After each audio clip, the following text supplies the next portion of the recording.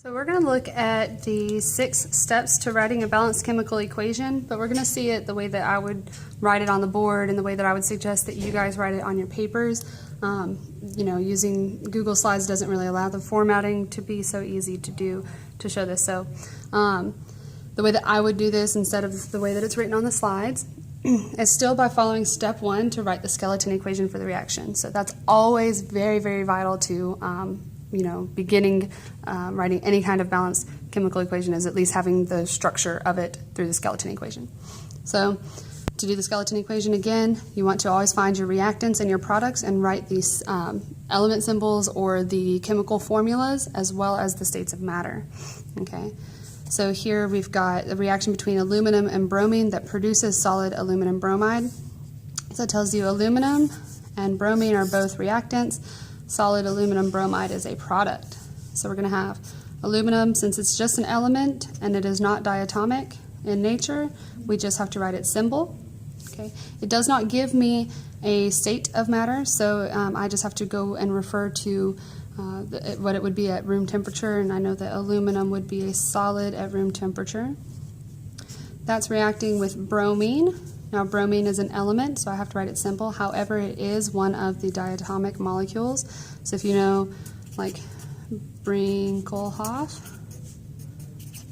or that I never had bright or clever friends, either one of those can help you. You see that bromine is one of those. So I have to write Br2. Bromine is a liquid at room temperature. It's the only nonmetal that is a liquid at room temperature. And those react to produce solid aluminum bromide. So I have to ask myself, is aluminum bromide an element or a compound? It is a compound, and it is also ionic because it starts with a metal. So just like in this stuff before, we have to write the formula. You have to first balance the charges. So aluminum as an ion is aluminum 3+, and bromine or bromide ion is bromine with a 1 negative charge. Swap and drop, and you end up with AlBr3. So that's going to be my product, and it is solid. So this is the skeleton equation. So step 1 is just doing that. All right. Step 2 and 3 you can kind of do all together.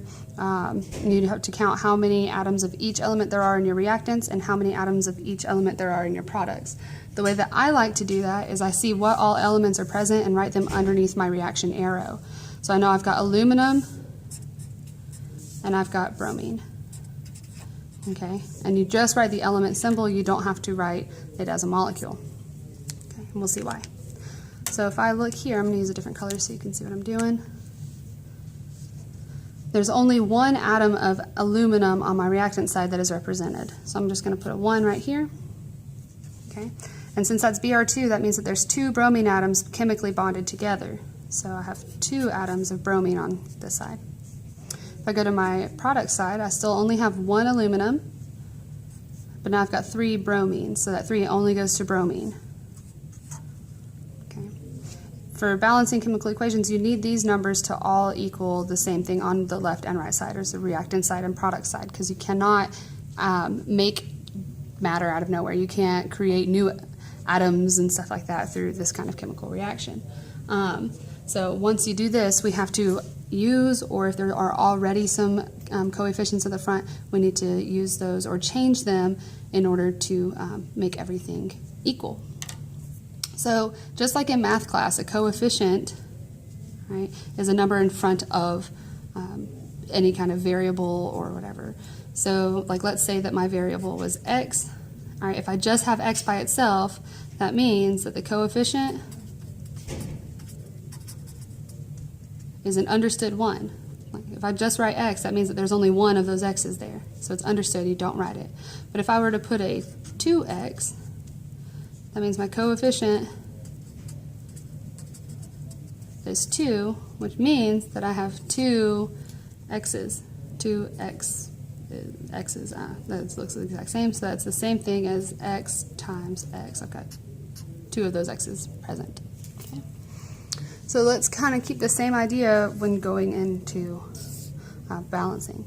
So since I've got this understood one for aluminum, I've got an understood one for aluminum. Right now it's balanced, so I'm not going to try to mess with any coefficients here. But I do have a coefficient of 2 and a coefficient of 3 for bromine.